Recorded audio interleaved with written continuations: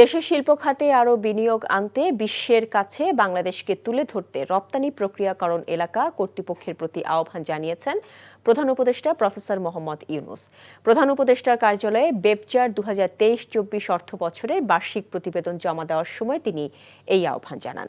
অর্থনৈতিক কূটনীতির জন্য টিম গঠন করতে এবং এক্ষেত্রে প্রয়োজনে পররাষ্ট্র মন্ত্রণালয়ের সঙ্গে সমন্বয় করতে বেবচার প্রতি আহ্বান জানান ডক্টর ইউনূস। বাংলাদেশের শিক্ষার্থী রয়েছে এমন দেশ, বিশেষ করে চীন ও জাপান থেকে বিনিয়োগ আনার তাগিদ দেন প্রধান উপদেষ্টা। এ সময় বেবচার নির্বাহী chairman major general Abul Kalam Mohammad Ziaur Rahman জানান, দেশে এবং বৈশ্বিক রাজনৈতিক পরিবর্তনের মধ্যে বিনিয়োগকারীদের কাছ থেকে ইতিবাচক সাড়া পাওয়া যাচ্ছে।